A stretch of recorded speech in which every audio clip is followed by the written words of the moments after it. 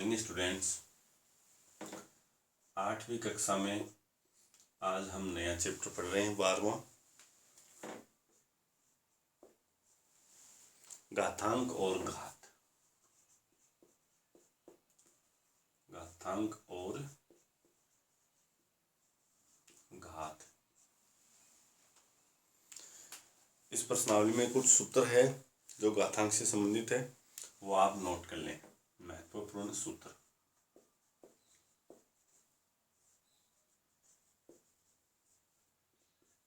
पहला, a की घात m इंटू a की घात n। यहाँ पे ये a आधार है और इन दोनों गुणनफल में आधार समान है, लेकिन घात यहाँ m और n अलग अलग है, असमान है। तब हम क्या करेंगे, a लिखोगे और m प्लस n यानी आधार लिख के दोनों घातों को जोड़ दिया जाता है।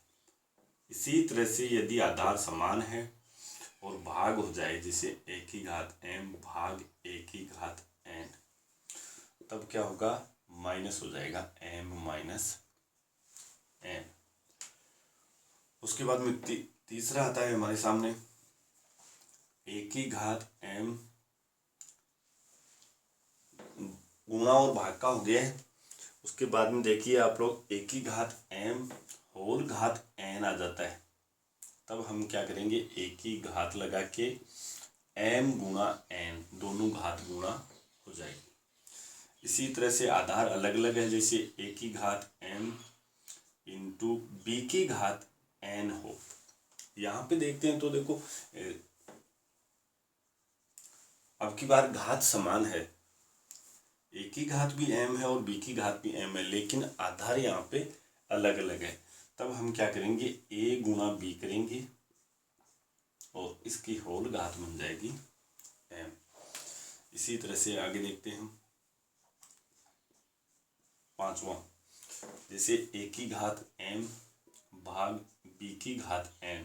यहाँ भी आधार असमान है, जबकि घात समान है और भाग हो रहा है। तब हम a बट्टा b करेंगे और इसकी घात m करेंगे। उसके बाद में छठा जो सूत्र है हमारे पास, a की घात 0।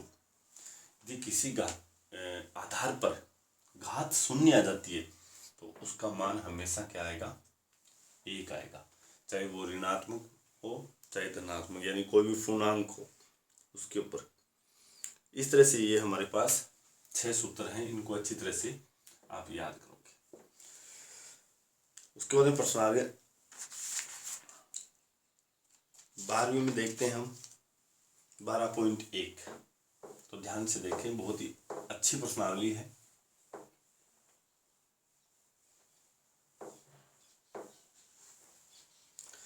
सबसे पहला सवाल है इसमें 12.1 का पहला सवाल, मान ज्ञात कीजिए। मान ज्ञात कीजिए, इसका पहला सवाल देखिए। 3 की घात -2 है। अब आप इधर समझिए अच्छी तरह से इसको। यदि ये घात माइनस में आ जाती है तो आपको आधार को व्युत्क्रम में लिखना पड़ता है। व्युत्क्रम क्या होता है, जैसे 3 का व्युत्क्रम होगा 1/3, 5 का व्युत्क्रम 1/5, 6 का 1/6। इस तरह से ये व्युत्क्रम होता है। और 2/3 है, इसका व्युत्क्रम हो जाएगा 3/2। इस तरह से आपको विशेष ध्यान है। तो सबसे पहले आप घातांक को देखिए, घात इसका क्या है, माइनस में आ रहा है, तो इसको व्युत्क्रम में लिखोगे 1/3 और इसकी घात 2 कर दोगे, ये प्लस में हो जाएगा। उसके बाद में यहाँ पे 1/3 गुणा 1/3 2 बार करोगे क्योंकि घात 2 है। उसके बाद में इनको गुणनफल कीजिए, ऊपर वाले को गुणा करेंगे, 1 गुणा 1 1 होगा और 3 को 3 से गुणा किया 9। ये आपका उत्तर है, छोटा सा सवाल है। इसी तरह से जैसे एक सवाल और आ रहा है हमारे पास, तीसरा देखिए, 1/2 की पावर -5 है। हल लगा के 1/2 है और इसके ऊपर घात माइनस में आ रही है 5। तो हमें क्या करना है, इसको व्युत्क्रम में लिखेंगे तो 2/1 हो जाएगा। ये 2/1, एक नीचे लगाने की आवश्यकता नहीं है, इसकी कोई वैल्यू नहीं है। और ये घात बन जाएगी हमारे पास धनात्मक यानी प्लस में बन जाएगी। तो 2 गुणा 2, 2 गुणा 2 गुणा 2 बराबर, इनको गुणा करेंगे हम तो हमारे पास उत्तर आएगा 32 यानी 32। इस तरह से ये पहला सवाल आपको हल करना है। उसके बाद में दूसरा सवाल देखिए, सवाल नंबर 2।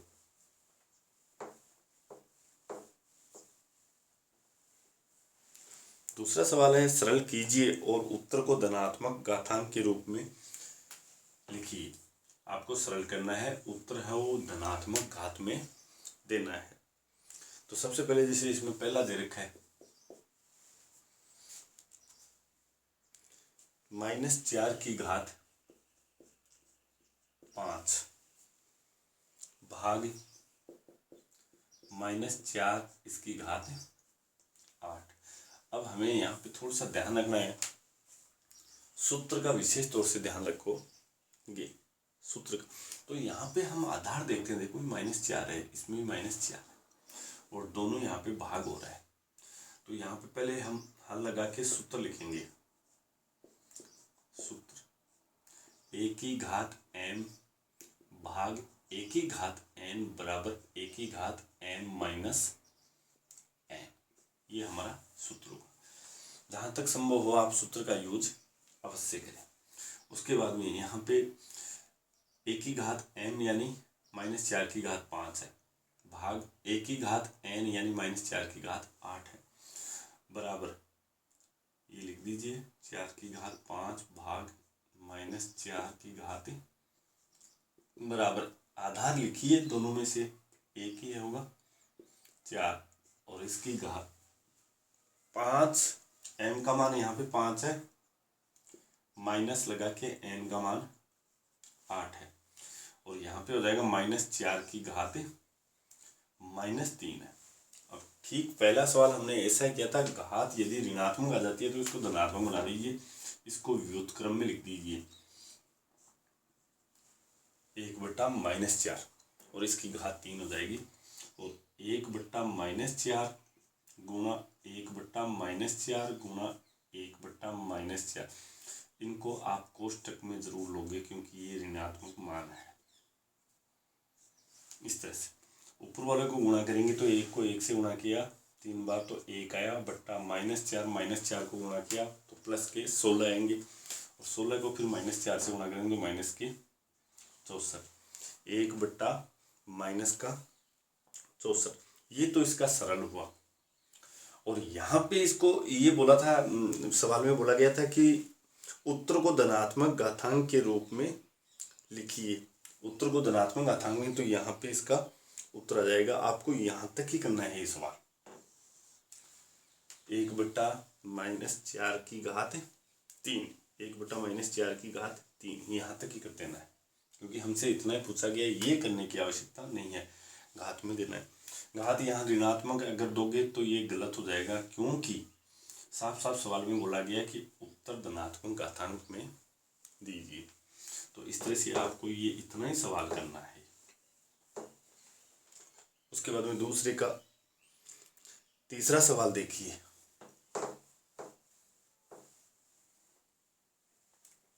दूसरे का तीसरा सवाल, सवाल नंबर 3, -3 की घात 4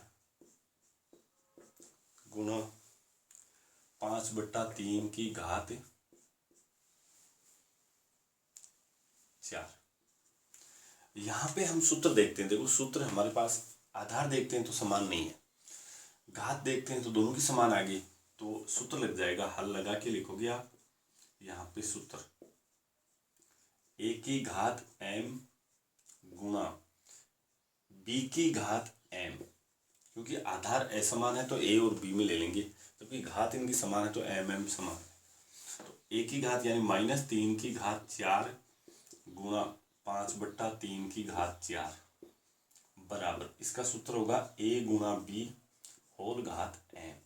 तो यहाँ पे a गुणा b यानी दोनों आधार गुणा करना है, तो -3 गुणा 5/3, इसकी होल घात 4 हो जाएगा।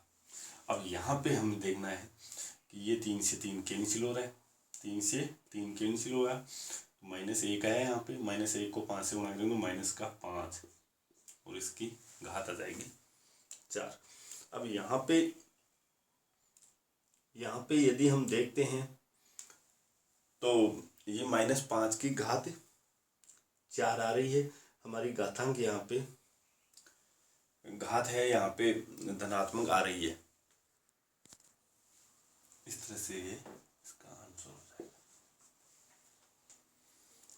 उसके बाद में दूसरे का एक अंतिम सवाल देखते हैं, 5वां सवाल देखिए। सवाल नंबर 5। 5वां सवाल है हमारे पास 2 की पावर -3 गुणा -7 की पावर -3। यहाँ हम देखते हैं तो इसमें घात समान है, -3 और -3, तो सूत्र लगाएंगे हम। आधार असमान है तो a इसकी घात m गुणा b इसकी घात m बराबर a गुणा b इसकी होल घात m। यहाँ पे a की घात m यानी 2 की घात -3 गुणा b की घात m यानी -7 की घात -3 बराबर a गुणा b यानी दोनों आधार गुणा करना, 2 गुणा -7 और इसकी होल घात हम -3 कर देंगे। यहाँ पे 2 को -7 से गुणा करेंगे तो -14 और इसकी होल घात आ गई -3।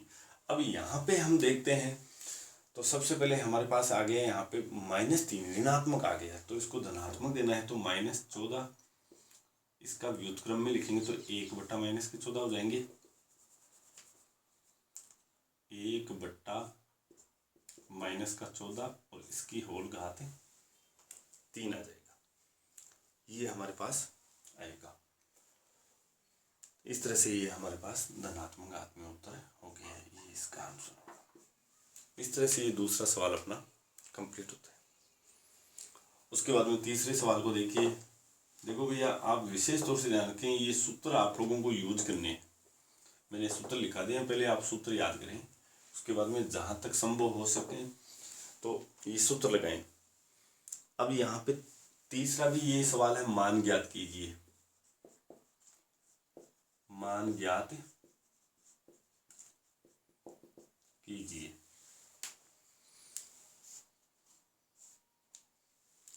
इसका पहला सवाल देखिए, तीसरे का पहला, 3 की घात 0 भाग 4 की घात -1 गुणा 2 की घात 2। अच्छा सवाल है।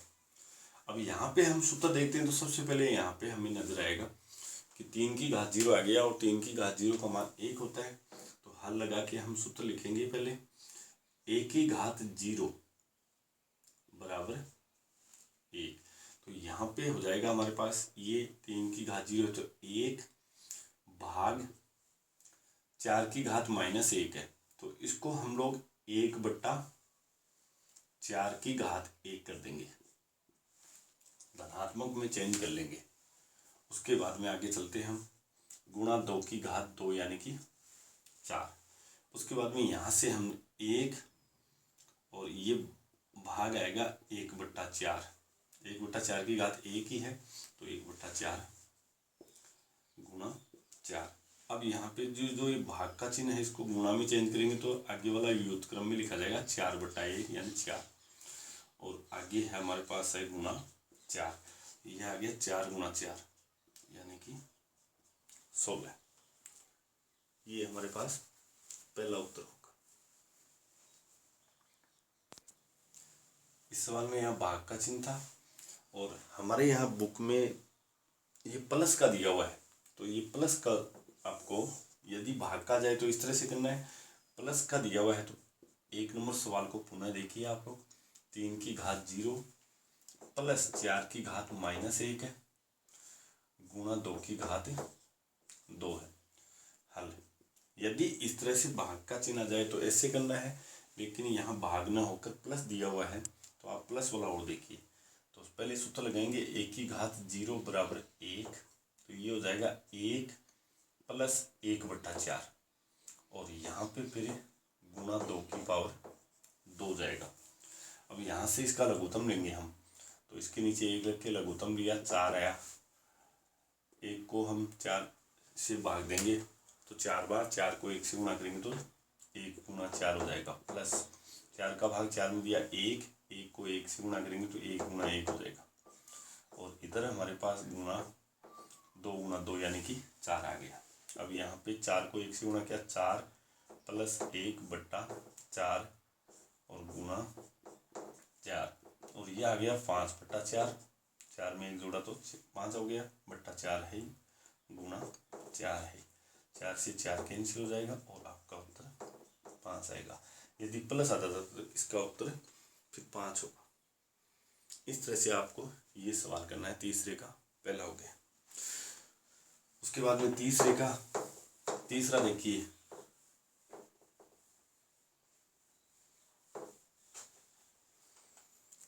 तीसरा सवाल है हमारे पास, अच्छा सवाल है। 1/2 इसकी घात दी हुई है -2, बीच में प्लस का निशान है। ये तीसरा सवाल है।